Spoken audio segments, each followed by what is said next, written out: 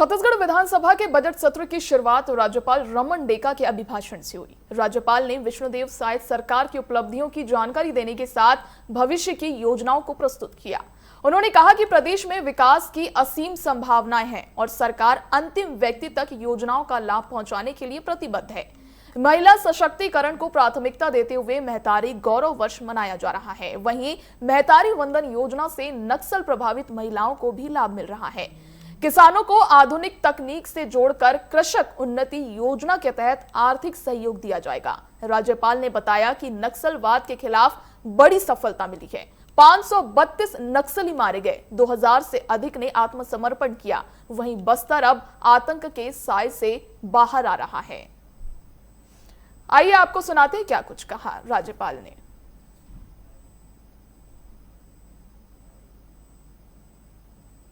छत्तीसगढ़ में विकास की असीम संभावनाएं है।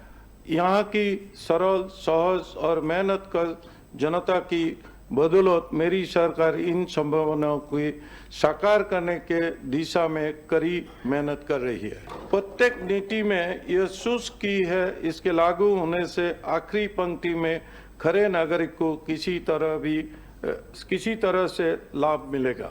समावेशी विकास में महिला सशक्तिकरण की महत्वपूर्ण भूमिका है। मातृशक्ति की सशक्त बनाने मेरी सरकार की प्राथमिकता है।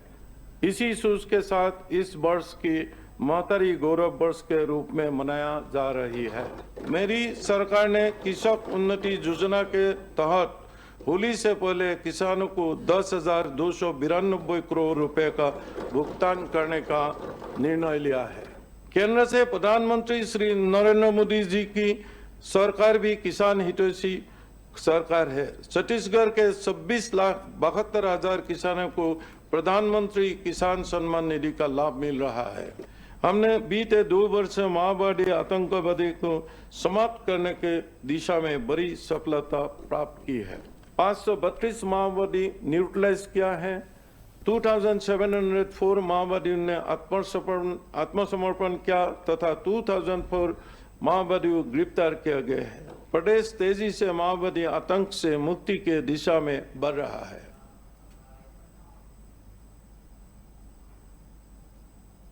छत्तीसगढ़ विधानसभा के बजट सत्र की शुरुआत राज्यपाल रमन डेका ने अभिभाषण से की। वहीं राज्यपाल ने विष्णुदेव सरकार की उपलब्धियों की जानकारी के साथ भविष्य की योजनाओं को भी प्रस्तुत किया।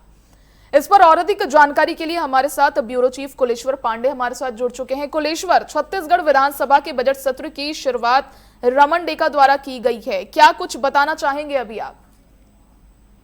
देखिए मर्जी, विधानसभा के बजट सत्र का आज से शुरुआत हो गया है। राज्यपाल रमन डेका की अभिभाषण से इसकी शुरुआत हुई। राज्यपाल रमन डेका ने जो है तमाम सरकार की उपलब्धियां, जो सरकार अभी योजनाएं चला रही है, जो सरकार ने काम किया इन 3 वर्षों में, इन सभी को विस्तृत रूप से रखा। करीब 1 घंटा जो है राज्यपाल का अभिभाषण चला।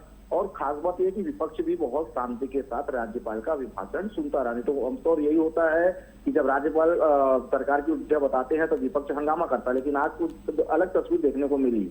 हालांकि कई सारी बातों से विपक्ष जो है ताल्लुक नहीं रखता है। जब अभिभाषण पे चर्चा होगा तो निश्चित तौर पर बात रखेंगे, लेकिन जिस तरह से विपक्ष का रूप है, विपक्ष इस समय साइलेंट वे पे जो है बेहतर प्रदर्शन जो है सदन में करने की तैयारी में। क्योंकि देखिए, बजट जो विधानसभा का सत्र होता है वो सत्र होता है जब जनता की आवाज को एक जनप्रतिनिधि जो है दमदारी के साथ सदन में उठाता है और पूरी प्रदेश की जनता जो है उसको देखती है।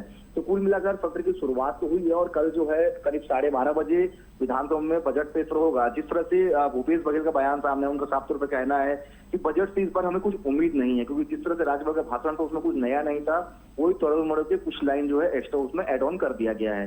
तो वहीं अगर हम सरकार की बात करें सत्ता पक्ष की, तो सत्ता पक्ष का साफ तौर पर कहना है कि विपक्ष का काम ही जो है वो इस तरह की बातों को गिनाना है। विपक्ष को प्रदेश की विकास से कोई मतलब नहीं। मतलब साफ है कि आने वाले समय में जब सत्र और आगे चलेगा तो हंगामा जो है विधानसभा के सत्र में देखने को मिल सकता है। फिलहाल आज के लिए विधानसभा की कार्यवाही स्थगित कर दी गई है। कल 11 बजे फिर से तो शुरुआत होगी। 12:30 बजे विधानसभा में वित्त मंत्री बतौर वित्त मंत्री के तौर पर ओपी चौधरी अपना बजट को, तीसरा बजट को पेश करेंगे। जी मर्सी। जी, बहुत बहुत धन्यवाद कुलेश्वर जानकारी साझा करने के लिए। बता दें, छत्तीसगढ़ विधानसभा के बजट सत्र की शुरुआत हो चुकी है, जिससे राज्यपाल रमन डेका ने अभिभाषण से किया।